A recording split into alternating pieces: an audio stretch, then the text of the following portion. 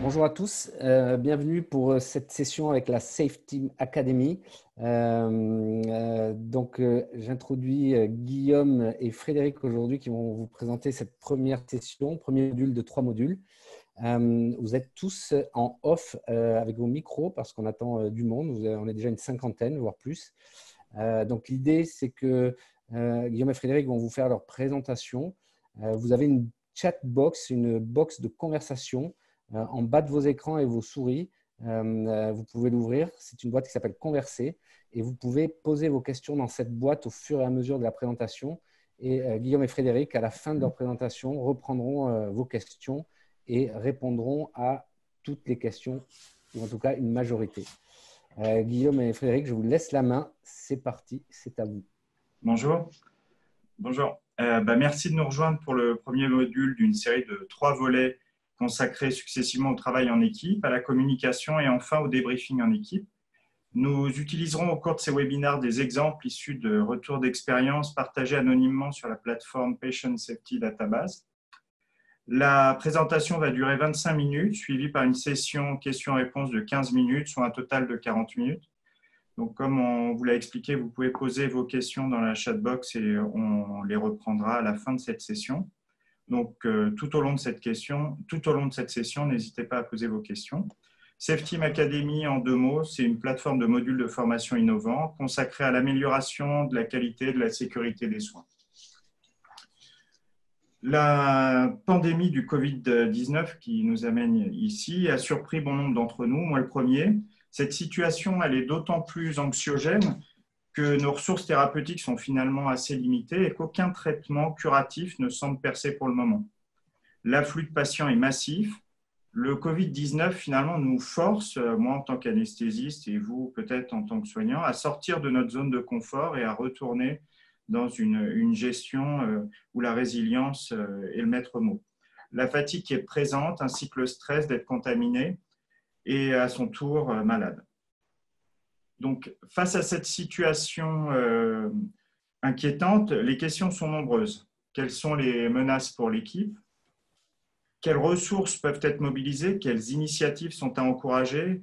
Comment préserver les patients, le matériel, mais aussi les acteurs de première ligne? Après une rapide présentation donc, de l'équipe d'intervenants, nous aborderons le concept de travail en équipage tel que pratiqué par les professionnels de l'aviation civile, le travail en équipe en santé et les initiatives rapportées en période de pandémie Covid-19. Alors, ça, c'est un petit message, c'est les inconvénients du direct. Je pense que mon coéquipier a un petit speed diapo. J'en profite pour dire bonjour à tout le monde et un petit bug, c'est-à-dire qu'on est en train de vous montrer l'avant-dernière version. Donc, je vais corriger cela tout de suite. Vous allez voir l'écran disparaître et la bonne version apparaître dans un instant. Donc là, on fait preuve de résilience, hein, on apprend. Et ce qui est bien, c'est que si vous suivez les 2 modules qui suivront, ces petits inconvénients, on va apprendre, on va avoir des pistes d'amélioration et on pourra ainsi surmonter plus rapidement les difficultés. Donc, juste pour vous accompagner, il est fort probable qu'au cours des minutes à venir, vous repensiez à des situations vécues. Alors, nous vous proposons de les rapporter sur la plateforme Patient Safety Database. C'est anonyme et c'est gratuit. Et puis, lors des modules 2 et 3, nous choisirons les cas rapportés et nous les analyserons ensemble afin de chercher les pistes d'amélioration et aussi partager les idées et solutions innovantes. Voilà, parfait. Donc, moi, je suis Frédéric Martin. Je suis anesthésiste réanimateur et formateur en simulation médicale. Je suis accompagné aujourd'hui de Guillaume Tirciot, que je vais laisser se présenter. Voilà, donc l'ingé son et vidéo. Bonjour à tous. Donc, Guillaume Tirciot, je suis pilote de ligne, formateur au travail en équipage et auteur du livre « Mieux réussir ensemble ». Donc, lors des autres modules, comme vous pouvez le constater, nous aurons le plaisir d'accueillir Jérôme Cross, qui est anesthésiste réanimateur et auteur du livre, lui également, « Mieux communiquer entre soignants », que vous connaissez probablement.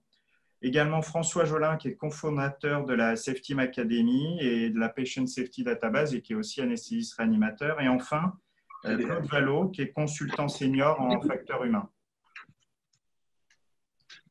Alors, ce que je vous propose de faire, c'est de commencer par une introduction. Comment est née la manière dont travaillent les équipages aujourd'hui en aviation civile.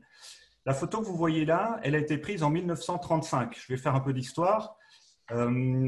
Cet avion, c'était le Boeing 299, un prototype qui, ce jour-là, allait être démontré, allait faire son vol de démonstration devant tout l'état-major américain. C'est pour ça que vous voyez autour de cet avion tous les journalistes qui sont là pour prendre des photos. Et pour assister à ce vol de démonstration, pour la petite histoire, cet avion, bien sûr, avait déjà effectué des dizaines, voire des centaines d'heures de vol en tant que prototype. Et le commandant de bord de cet appareil ce jour-là s'appelait le Major Hill. C'était le pilote d'essai le plus chevronné de l'armée américaine. Et il avait déjà volé, bien sûr, sur cet avion pendant de nombreuses heures.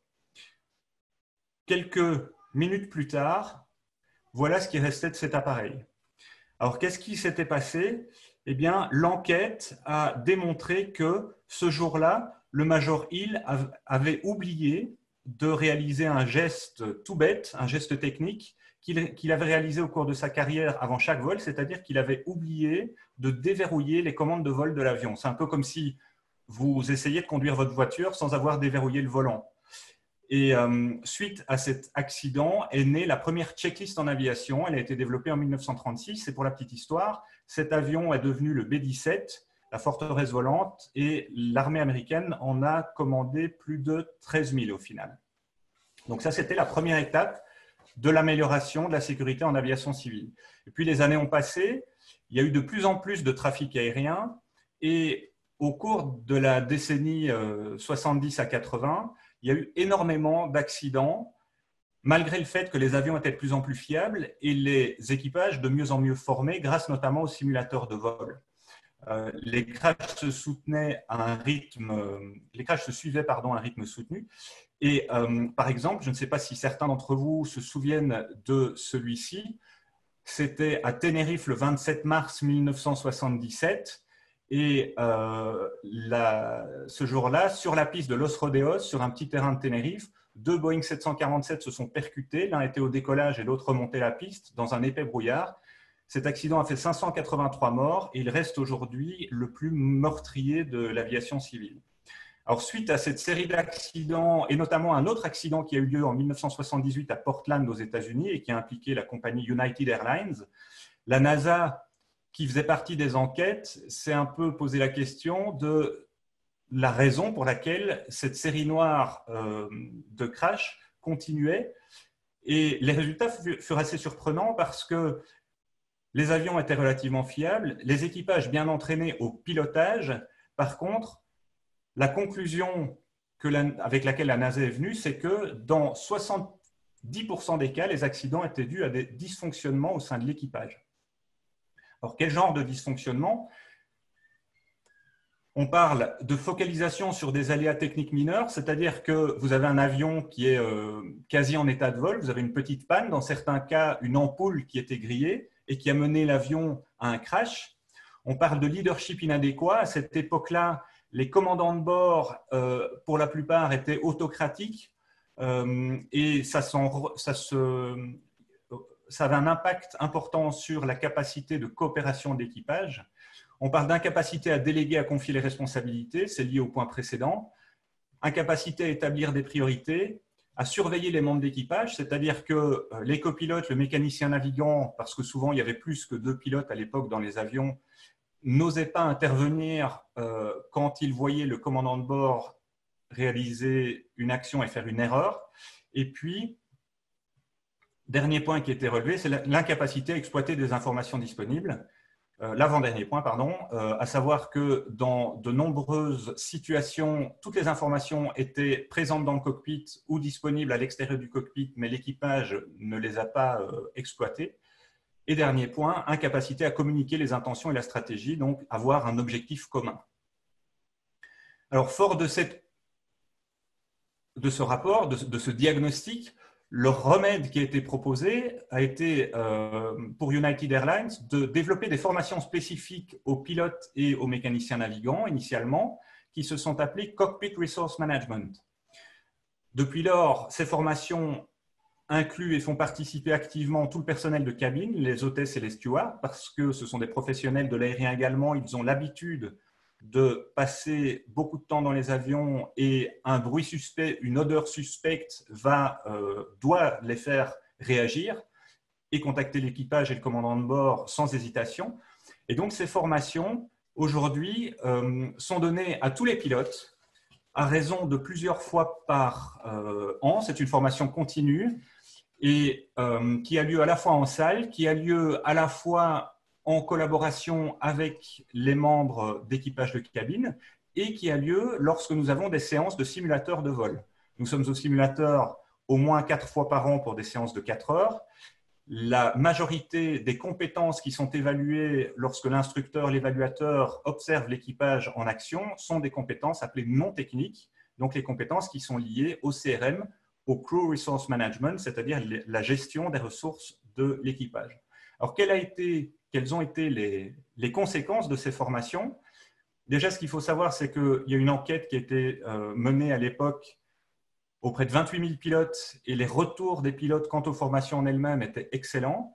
Et puis, si on regarde l'évolution du nombre de décès par rapport au nombre de vols entre 1970 et aujourd'hui, on voit que avec un nombre de milliards de passagers transportés en verre qui explose, alors qu'il est un peu en train de rediminuer ces derniers mois, le nombre de décès continue de manière relativement progressive à diminuer. Alors, quelles sont les thématiques de ces fameuses formations au Crew Resource Management? Je vous les présente ici en vrac. On parle de gestion des limites, gestion du stress et de la fatigue. Donc là, on est plutôt sur la performance individuelle. Et puis, tout le reste concerne l'équipe. Leadership, communication, gestion de la charge de travail, conscience de la situation, prise de décision, gestion des automatismes, donc utilisation de l'équipement et résilience. Aujourd'hui, j'interviens dans pas mal de domaines, notamment le nucléaire, le ferroviaire, la santé. Toutes ces thématiques ont été reprises et d'ailleurs, Frédéric, est-ce que tu peux nous expliquer, nous donner quelques informations sur la manière dont le secteur des soins s'est approprié ces thématiques? Oui, tu vas me montrer la petite diapo qui va avec. Donc, en santé, il y a David Gaba, qui est l'auteur de nombreux travaux et qui est l'un des premiers médecins à s'être intéressé à la simulation ainsi qu'au travail en équipe et au CRM, qu'il a transformé en Crisis Resource Management et non plus Crew Resource Management. Sa pratique de pilote d'avion privé a été probablement un élément déclencheur. Alors, ce qui est intéressant, c'est que la notion de crise n'a jamais été mentionnée en aviation. Ici, vous avez l'acronyme GRSC, c'est gestion des risques en situation de crise, gestion des ressources en situation de crise. CRM, il n'y a pas cette notion de crise en aviation. N'est-ce pas, Guillaume? Oui, tout à fait. Et d'ailleurs, il y a plusieurs personnes de manière récurrente qui, lorsqu'ils suivaient des formations que j'ai données, m'ont posé la question est-ce qu'il y a moyen d'avoir un module complémentaire de Crisis Resource Management, de gestion de crise? Alors, ma réponse est toujours la même, c'est que pour bien fonctionner en situation de crise, il faut d'abord apprendre en situation normale à bien fonctionner. Ça s'apprend, ça passe, comme je vous l'ai montré avant, par des formations en salle de classe, ça passe par de la pratique au simulateur, idéalement. Et une fois que vous avez atteint un certain niveau de compétences, au niveau de ces compétences non techniques, dans des situations normales, vous pouvez espérer qu'il en reste un niveau suffisant une fois que vous vous retrouvez dans une situation de crise. Alors, Fred, d'ailleurs, il me semble que tu vas nous présenter un cas qui reprend plusieurs de ces compétences et qui a été rapporté à la plateforme. Oui, tout à fait. Donc, en effet, nous venons de publier sur un cas issu de la Patient Safety Database, donc, qui a été publié dans la newsletter 15, une série de témoignages très intéressants de soignants, pharmaciens administratifs qui ont utilisé des outils et adapté des procédures à ce nouvel environnement qui était sortir de sa zone de confort. Alors, dans un cas, c'est le cas que je vous ai noté ici, dans un cas, une unité de salle de réveil avec des infirmières, non habituées finalement à la pratique de la réanimation, des infirmières de bloc opératoire pour la Belgique, l'équivalent d'infirmières circulantes, s'apprêtent à accueillir leur premier patient atteint d'un Covid. C'est une salle de réveil qui s'est transformée, comme pour beaucoup d'établissements en réanimation, qu'on va qualifier d'éphémère. Et c'est plutôt inhabituel qu'une salle de réveil accueille des SAMU dans une pratique courante d'un établissement secondaire, on va dire. Il était prévu une simulation d'accueil à la demande des infirmières, mais malheureusement, elle n'a pas pu avoir lieu. Et à la place, pris par le temps, le médecin, finalement, a improvisé un briefing. Et on va noter dans ce qu'il nous rapporte qu'il y a beaucoup d'éléments qui sont issus du CRM et donc qui sont présents. Alors, en premier lieu, la première des choses, et ça, on retrouve ça dans des briefings ou même des briefings en simulation en santé, il y a déjà évacué le stress, les émotions. Il a verbalisé, tacitement, on voit ici désigner un leader. Il s'est imposé comme leader. Il a verbalisé son stress, puis a fait un tour de table des compétences en demandant à chacun de se présenter parce que les équipes étaient recomposées. Ensuite, il a planifié l'accueil, réparti les rôles et nommé une personne en charge finalement de la partie la plus cruciale finalement du transfert du patient de l'accueil. C'est au moment où un patient, par exemple, intubé, risque d'être extubé, on risque d'arracher des cathéters. Donc, il a donné la responsabilité à une personne de surveiller toute cette période. Et il a demandé à la fin s'il y avait des questions. Et puis, ce qui est amusant, c'est, d'ailleurs, ça a été repris récemment dans Ton nom, ton calot, mais il y a aussi le Théâtre Cap Challenge qui est repris régulièrement. Ils ont noté sur leur blouse, parce que c'est très difficile avec les équipements de protection individuelle d'identifier qui est qui. Ils ont noté sur leur blouse avec un sparadrap leur nom, leur prénom. Et voilà. Donc, cette étape, elle a été cruciale car elle pose les règles, la bienveillance et finalement une philosophie générale qui est nécessaire, surtout quand on est sous le feu de l'émotion, le stress, de découvrir une nouvelle activité. Nous sommes sur le même bateau et on a besoin des compétences de tous. Alors, comme je vous le disais tout à l'heure, si vous n'avez pas suivi ou assisté à des formations de simulation en santé ou si vous souhaitez en savoir plus, la HAS a créé des mémos pour le briefing et le débriefing qui sont très bien faits. Après, à vous de vous les approprier, à vous de les jouer finalement avec vos équipes et à vous de créer votre propre modèle. Mais Guillaume, dis-moi, je crois que le briefing, là aussi, ça vient de l'aviation. Alors, je ne sais pas si le briefing vient de l'aviation, mais en tout cas, ce que je peux dire, c'est que c'est un élément qui est aujourd'hui utilisé quotidiennement et plusieurs fois au cours de chaque mission.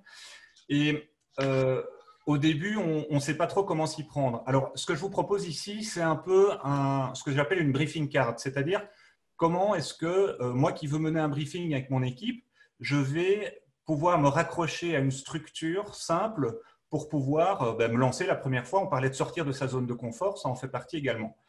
Alors, la première chose, c'est que l'objectif du briefing, c'est de fédérer l'équipe autour d'un objectif commun. C'est crucial parce qu'on voit souvent dans différents domaines des missions, des actions qui se déroulent mal simplement parce que tout le monde n'était pas complètement raccord sur ce qu'il fallait faire parce qu'on n'en avait pas parlé avant. Alors, ce que je vous propose ici, et je vous encourage vivement sur base notamment du document HAS et puis de vos préférences à construire votre propre document avec votre équipe. Mais ce que moi j'ai pour l'habitude de faire avec mon équipe, quand je parle de l'aviation, c'est d'abord d'identifier les personnes et leurs compétences. Je ne vole pas toujours avec les mêmes pilotes. Je travaille dans une compagnie dans laquelle il y a 4400 pilotes. La probabilité de voler 2 fois, on va dire, dans la même année avec le même pilote, elle est quasi nulle. Et donc, identifier les compétences, dans ce cas-là, ce sera, tiens, est-ce que tu es déjà allé à la destination vers laquelle on va aujourd'hui ? Parce que ça va avoir une influence sur le fait qu'il va pouvoir me donner des informations récentes sur ce terrain ou pas. Dans votre cas, j'ai cru comprendre aujourd'hui qu'il y avait énormément de monde qui avait été remobilisé, des équipes qui étaient reconstituées. Et donc, comme le disait Frédéric, il est important d'une part de savoir qui est là. Alors, pour la petite histoire, dans un avion, quel que soit l'âge et le gradient, enfin le grade, je vais dire, instructeur ou chef pilote du commandant de bord, tout le monde se tutoie, même la petite hôtesse qui a deux semaines de boîte. L'idée, c'est que ça libère plus facilement la parole si à un moment donné, on pense qu'il faut qu'on s'exprime. Et puis, au niveau des compétences, c'est important de pouvoir que vous puissiez identifier sur quelle personne vous allez pouvoir vous appuyer dans le cadre de l'acte que vous allez devoir poser. Ensuite, l'idée, c'est de discuter qu'est-ce qu'on va faire ensemble. Donc là, c'est partager l'objectif commun. Qui va faire quoi et comment? Est-ce que tout le monde est bien raccord là-dessus? Et puis, dans la plupart des situations, il existe un risque. On ne va pas évaluer tous les risques, on ne va pas passer tous les risques en revue parce qu'on pourrait y passer la journée, mais on essaye d'identifier le risque le plus important, le plus problématique, et à ce moment-là, on va envisager un plan B. Et de nouveau, on va répartir les rôles et les responsabilités. Qui ferait quoi et comment si jamais ce risque venait à se manifester? Et puis, un élément important du briefing, c'est de demander à tout le monde s'il a bien compris, permettre à tout le monde de poser des questions et de faire éventuellement des remarques, des suggestions. Et puis, on passe à la partie plus facteur humain du briefing, c'est-à-dire, est-ce que moi, je suis OK d'y aller? Est-ce que vous êtes OK d'y aller? Est-ce que je ne suis pas trop stressé? Est-ce que je ne suis pas trop fatigué? Est-ce que je n'ai pas trop faim? Est-ce qu'il ne faudrait pas peut-être qu'on prenne un moment pour se poser et décaler de 5-10 minutes ce qu'on va devoir réaliser maintenant? Et donc, décider ensemble si on est go ou no go, une fois que tout le monde a bien compris, pour réaliser cette action. Et le principe, c'est un peu ce qui a été verbalisé comme étant 10 for 10 chez les anglo-saxons, donc 10 pour 10, 10 secondes investies pour 10 minutes de gagner. Un briefing de 30 secondes, ça ne vous fera pas systématiquement gagner 30 minutes, mais si le briefing permet de vraiment accorder ses violons et de pointer quelque chose qui n'avait pas tout à fait été compris par toute l'équipe, ça permettra potentiellement de vous en faire gagner beaucoup plus. Alors, Fred va vous proposer une autre façon de procéder dans ce contexte de Covid-19 qui a également été rapporté sur la plateforme de la Patient Safety Database. Merci Guillaume. Alors, c'est vrai qu'on entend souvent que ce type de réunion, c'est chronophage, qu'organiser un briefing, un débriefing, ça peut paraître illusoire, voire une perte de temps parce qu'il est urgent d'agir, il est urgent de faire. Et le cas que je vais vous présenter est intéressant pour ça parce qu'il s'agit finalement de la suite. C'est un cas qu'on avait séparé en deux et on l'a repris là. Il s'agit de la suite de la déclaration du précédent cas. Et donc, on s'était arrêté à l'accueil du premier patient. Quelques heures plus tard, l'équipe de nuit est arrivée. Donc, il y a une équipe qui va s'en aller et une équipe qui arrive. Plutôt que d'organiser un débriefing puis un briefing, les équipes n'ayant pas l'habitude, ils ont organisé, finalement, c'est improvisé probablement sous l'influence du leader, visiblement qui avait une culture de sécurité bien ancrée. Ils ont organisé le débriefing avec l'équipe, prenant la suite et permettant ainsi de mettre en avant les points positifs qui avaient été soulignés lors de la vacation précédente et partager ainsi les axes d'amélioration. Et finalement, toute cette partie expérientielle a été grandement profitable à l'ensemble de l'équipe. On voit que ça a permis de valoriser les actions de chacun. Il y avait un côté d'exemplarité. L'équipe arrivant était là aussi probablement stressée. Vous voyez que finalement, l'équipe qui avait accueilli son premier patient, ça s'était bien passé. Ils ont été mis en confiance. Il y a eu un esprit de cohésion de groupe. Il y avait même, ce qui était assez étonnant, vu que c'était probablement le début d'une période, il y a une impression de délire et le stress faisait place à des rires, alors peut-être des rires gênés. Il y a aussi le fait que la personne qui devient en charge de la surveillance du patient lors du transfert, on lui donne finalement un pouvoir et le gradient hiérarchique dont parlait Guillaume avec le TU, il est nivelé vers le bas.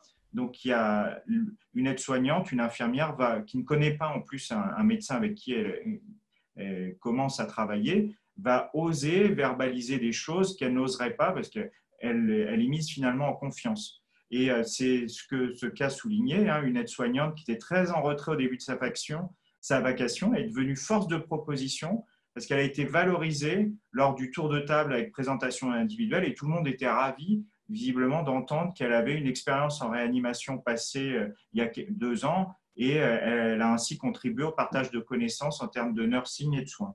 Et ça, c'est vraiment intéressant et c'est mobiliser les ressources qu'on a à disposition, les valoriser, mettre en confiance avec toujours l'idée d'avoir un objectif commun. Donc, qu'est-ce qu'on peut finalement garder de toute cette période? Alors, qu'est-ce que nous pouvons garder finalement de ce module et puis de cette épidémie de Covid? Déjà, on peut s'inspirer, et ça, on essaye régulièrement, mais je pense que là, c'est encore plus nécessaire. On peut s'inspirer, nous aussi, des autres industries à risque. Les dimensions organisationnelles et humaines dans notre activité, afin de les fiabiliser, elles sont essentielles. L'autre chose importante, c'est planifier avant d'agir. On a eu la chance, alors moi, en tant qu'anesthésiste, on a eu la chance, entre guillemets, d'avoir l'histoire vécue par les Italiens, par l'Est de la France, et finalement d'avoir un petit peu de temps pour planifier, s'organiser a priori, réfléchir.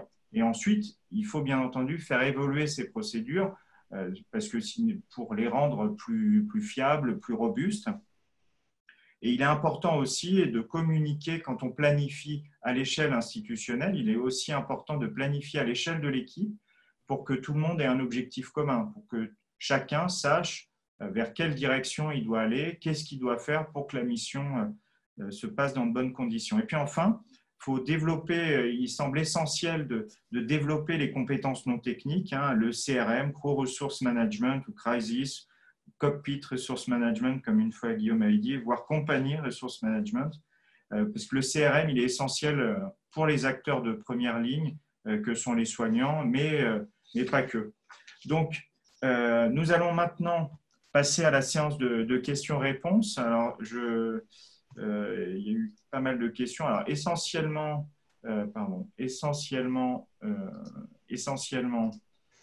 sur le replay. Nous allons maintenant passer à une séance de questions-réponses et on en a déjà sélectionné quelques-unes. Guillaume Alors, Fred, je vois ici une question de Clara. Comment planifier la prise en charge du risque sans que cela soit trop hypothétique et risquer de perdre les différents participants au briefing?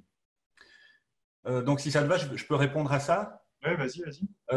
Donc, en ce qui concerne la manière dont ça se passe dans les cockpits, l'idée, c'est que, comme je le disais tout à l'heure, on ne va pas s'étaler sur tous les risques potentiels qui sont liés à l'action qu'on va entreprendre. Donc, pour la petite histoire, on fait un briefing avec tout l'équipage avant le vol. Ensuite, on fait un briefing entre les pilotes avant le décollage.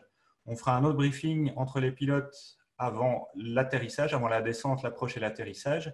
Et puis, à tout moment, en fait, pendant le vol, si on estime que c'est nécessaire, on fera soit un briefing entre pilotes, soit un briefing avec tout l'équipage, avec la chef de cabine qui relaiera le briefing au personnel de cabine. Et on évite comme le suggère cette question, on évite d'étaler trop de risques, pour avoir trop de plans B potentiels. Parce que l'idée, c'est, OK, voici ce qu'on doit faire, ça c'est le plan A, c'est bien clair dans la tête de tout le monde. Et si ce risque-là qu'on a identifié comme étant le plus grave, on va dire, et peut-être aussi le plus probable, se produit, ben voici le plan B. Si on commence à partager aussi un plan C, un plan D, un plan E, ça va être un cafouillis total. Tout le monde va un peu tout mélanger et on va probablement s'en sortir moins bien que si on n'avait pas fait de briefing du tout. Donc, l'idée, c'est vraiment de simplifier au maximum en disant l'essentiel. Ok. Moi, j'avais une question parce que c'est vrai qu'on entend souvent par les soignants, il y a parfois il y a beaucoup de pilotes qui viennent nous expliquer comment fonctionne notre activité, enfin comment on devrait travailler et sans connaître tout le temps leur activité. Et est-ce que je ne sais plus ce que je voulais dire en fait, mais est-ce que tu penses finalement que on peut vraiment tout comparer? Est-ce que c'est la même chose? Alors, on ne peut pas tout copier, ça c'est évident. Les premiers qui ont essayé de tout copier aux États-Unis, c'était en 1998, donc ça remonte, qui ont essayé de transposer intégralement ce qui se faisait dans les cockpits et dans les avions vers les soins de santé, se sont rendus compte qu'il y a une série de choses qui marchaient très bien, d'autres qui marchaient moins bien. Par contre, ce qui est certain, c'est qu'on peut je retombe plus sur mon mot, on peut s'inspirer. Voilà, on peut s'inspirer de la grande majorité de ce qui a été mis en place parce que, et ça, je peux m'en rendre compte aujourd'hui depuis quelques années, intervenant dans d'autres domaines d'industrie à risque et également dans des industries qui ne sont pas à risque, c'est qu'en fait, les problèmes, ils sont les mêmes partout. L'être humain, il est constant. Les problématiques de fonctionnement, que ce soit au niveau individuel ou au niveau de la coopération, sont les mêmes, quel que soit le domaine auquel on s'intéresse. On ne peut pas dire que le système éducatif soit particulièrement bien pensé pour nous apprendre à coopérer. Et donc, on se retrouve un peu tous à devoir trouver nos marques. Alors, soit on a la chance de tomber sur un mentor qui est particulièrement doué là-dedans, ou alors on décide soi-même de s'y intéresser. Soit ça doit passer idéalement par des formations. Et les formations, par exemple, que nous donnons, que Patient Safety, que Safety Academy donne, sont des formations qui sont co-construites par des pilotes et des soignants, des médecins, pour être certain qu'on n'aille pas essayer de transposer des outils qui ne sont juste pas utilisables dans le mauvais domaine d'activité. Ok. Alors, il y a certaines questions que je vois.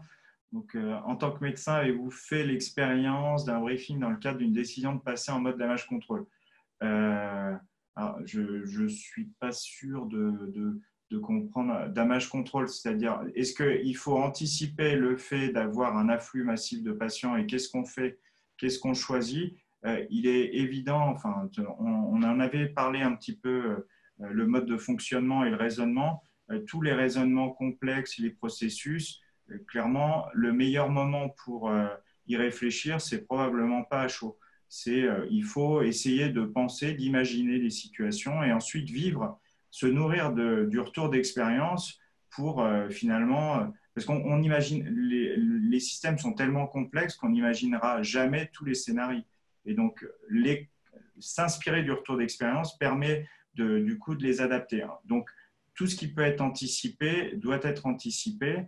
Et là, il y a pas mal d'outils. Alors, je ne sais pas si ça compte.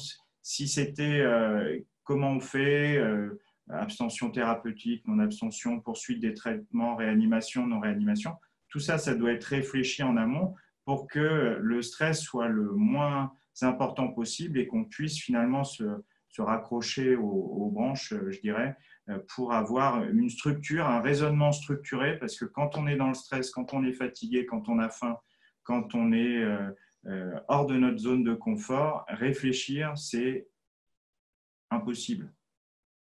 Je ne sais pas si tu veux rajouter un truc, Guillaume. Non, je suis entièrement d'accord. Je vais d'ailleurs rebondir sur deux questions.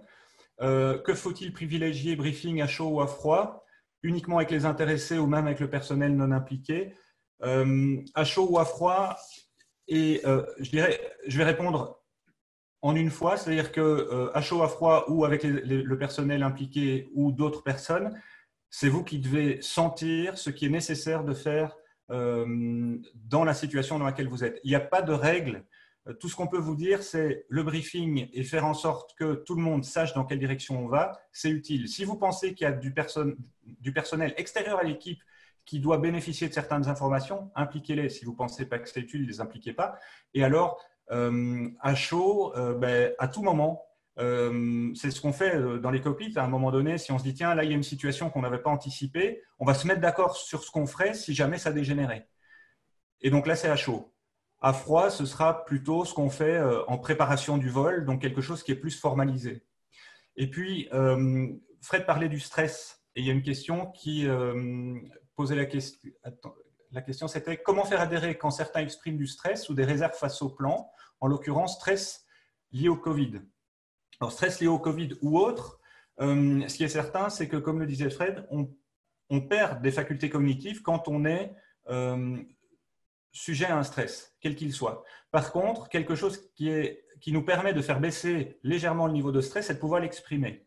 Et là, on en arrive au point 5 du briefing. Souvenez-vous, c'était « Est-ce que je suis OK? Est-ce que tout le monde est OK ?»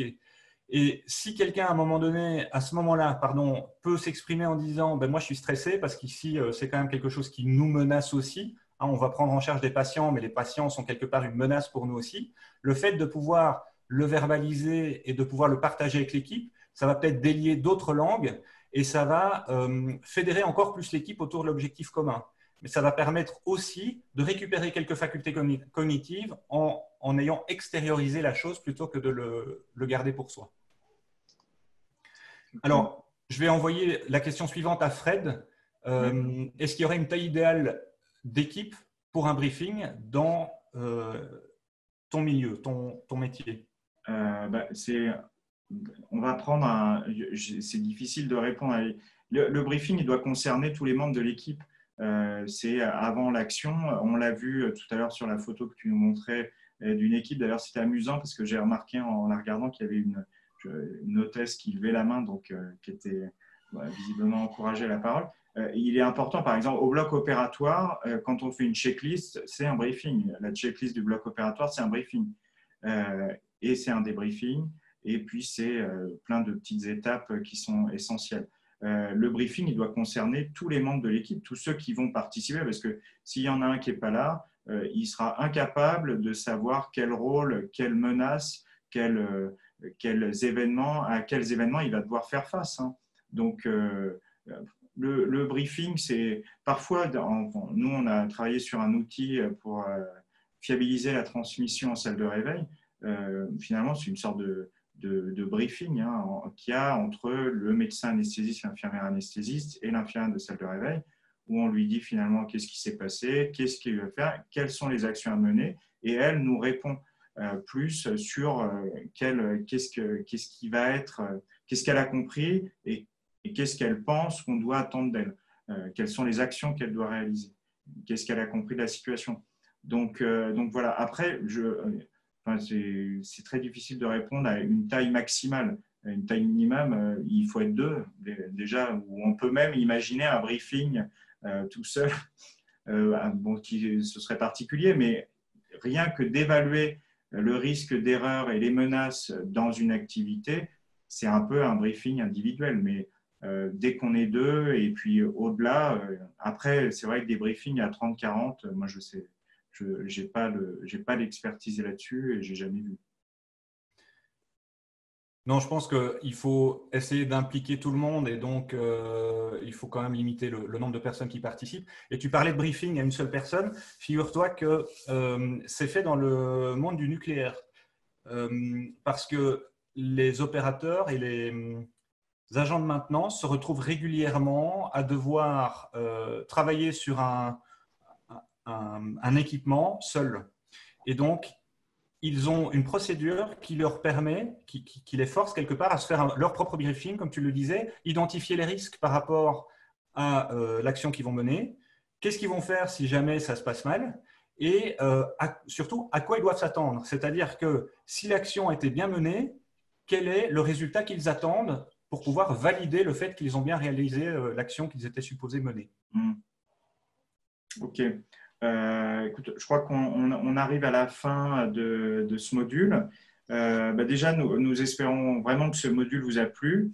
Vous aurez accès donc beaucoup de questions au replay d'ici quelques minutes ou heures. Voilà. Ensuite, n'oubliez pas qu'un webinaire sur la communication donc, aura lieu le vendredi 24 avril, animé par Jérôme Cross et Guillaume Tircieux à nouveau. Le dernier module portant sur le débriefing, lui, il aura lieu le lundi 27 avril prochain. Il sera animé par Claude Vallot et François Jolin. Donc, d'ici là, n'hésitez pas à partager sur la Patient Safety Database vos événements, vos histoires, parce que cette richesse collective, ce savoir collectif, il faut le valoriser et le partager avec d'autres. Ça évitera probablement des erreurs ou des incidents avec des dommages aux patients. Et puis surtout, nous, on pourra les utiliser pour enrichir avec des exemples qu'on utilisera les 2 prochains modules. Donc, merci à Guillaume. Je ne sais pas si tu peux présenter juste ton livre, Guillaume. Oui, donc pour ceux qui veulent creuser plus ces thématiques, à la fois celles qu'on a vues aujourd'hui brièvement, mais également celles qui seront vues dans les 2 prochains modules, je vous ai affiché la couverture de mon livre « Mieux réussir ensemble » là, à l'écran. Je ne peux que vous encourager à l'acheter, à le lire. Je peux vous dire que j'ai énormément de retours de personnel de soins de santé et qui sont tous excellents. Donc, apparemment, ça répond à un besoin. Tout Je à vous fait. remercie en tout cas d'avoir été là. Et puis, je vais repasser la parole à Fred pour le mot de la fin. Ouais. Merci à Invivox pour l'accompagnement, leur réactivité. Et merci à vous tous pour votre présence. N'hésitez pas à partager les replays qu'on mettra donc, sur les chaînes YouTube, LinkedIn, Facebook et autres. Donc, nous partagerons les replays des 3 modules d'ici, enfin, des 3 modules, de celui-là et puis les autres évidemment. Et puis, on espère vous retrouver tous vendredi avec Jérôme Cross et Guillaume Tircio. Bonne soirée. Bonne soirée à tous.